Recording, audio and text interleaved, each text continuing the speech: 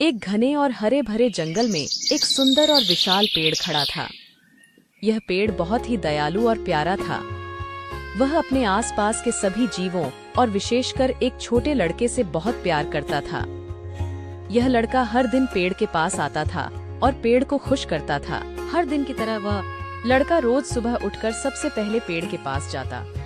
वह पेड़ के हरे भरे फूलों को इकट्ठा करता और उनकी माला बनाता। माला को वह पेड़ के तने पर लपेटता और कहता, यह तुम्हारे लिए है मेरे प्यारे पेड़। पेड़ भी उसकी खुशी में झूम उठता।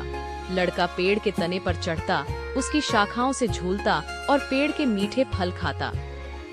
कभी वह पेड़ के नीचे बैठकर लुका छिपी खेलता और जब थक जाता तो पेड़ की छांव में सो जाता। पेड़ को इस दोस्ती की बहुत खुशी होती थी और वह अपने छोटे दोस्त की हंसी और खुशियों से गदगद रहता। समय बीतता गया और लड़का बड़ा हो गया।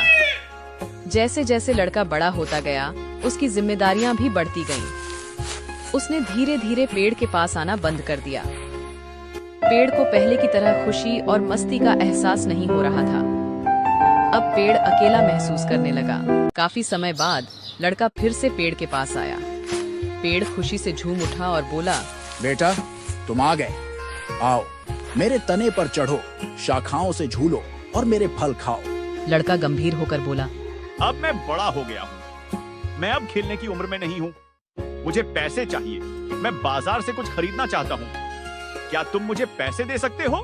फिर पेड़ ने सोचा और कहा, मेरे पास पैसे नहीं हैं, लेकिन तुम मेरे फल तोड़ सकते हो और उन्हें बेच सकते हो। तुम्हें पैसे मिल जाएंगे। लड़का पेड़ के सभी फल तोड़कर ले गया। उसके बाद वह पेड़ के पास नहीं आया। पेड़ बहुत उदास हो गया और उसकी खुशी वापस नहीं आई। कई सालों बाद लड़का फिर से आया, लेकिन अब वह जवान हो चुका था और शादी के लिए तैयार था। लड़के ने पेड़ से कहा, मेरी शादी हो चुकी है। मुझे पत्नी और बच्चों के लिए एक घर चाहिए। क्या तुम मुझे एक घर दे सकते हो? फिर पेड़ ने कहा, मेरे पास घर नहीं है, लेकिन तुम्हारी मदद के लिए तुम मेरी सारी शाखें काट कर ले जाओ। इनसे तुम एक घर बना सकते हो। लड़का पेड़ की सारी शाखें काट कर ले गया और एक बड़ा घर बना लिया। अब पेड़ के पास केवल एक लंबा तना बचा था, लेकिन पेड़ फिर भी खुश था कि उसने लड़के की मदद की। कुछ सालों बाद लड़का फिर से आया। अब वह एक सफल व्यापारी बन चुका था और उसे समुद्र पार जाना था। लड़के ने पेड़ से कहा, मुझे व्यापार के सिलसिले में समुद्र पार जाना है। मुझे एक नाव चाहिए।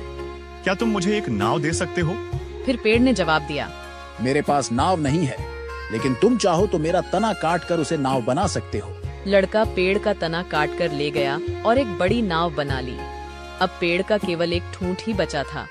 पेड़ फिर से अकेला और उदास हो गया। कई सालों के बाद एक दिन एक बूढ़ा आदमी पेड़ के पास आया। पेड़ ने उसे पहचान लिया और कहा, मुझे माफ करो बेटा, अब मेरे पास देने के लिए कुछ भी नहीं बचा है। मेरे फल, शाखें और तना अब सब खत्म हो चुके हैं। मैं तुम्हें कुछ नहीं दे सकता। बूढ़ा आदमी मुस्कुराया और कहा, मुझे अब कुछ भी ज्यादा नहीं चाहिए। मेरे दांत भी नहीं हैं जो फल खाने के लिए, और मेरी ताकत भी नहीं है शाखाओं से झूलने के लिए। मुझे बस आराम से बैठने के लिए एक जगह चाहिए। पेड़ ने खुशी से कहा, अगर यही तुम्हारी इच्छा है तो मेरे ठूंठ पर बैठो और आराम से रहो। बूढ़ा आदमी ठूंठ पर बैठ गया। अब पेड़ बहुत खुश था कि वह अपने पुराने दोस्त को आराम दे सका। पेड़ का ठूंठ अब भी उसी प्यारे दोस्त की यादों से भरा था। इस तरह पेड़ ने अपनी जिंदगी का हर हिस्सा अपने प्यारे दोस्त के लिए समर्पित कर दिया। उसकी दयालुता और प्रेम ने यह सिखाया कि सच्ची मित्रता और समर्पण की कोई कीमत नहीं होती। पेड़ और उसके दोस्त की यह कहानी हमें यह सिखाती है कि जब हम खुद को किसी के लिए समर्पित कर देते हैं तो वही सच्ची खुशी और संतोष की बात होती है।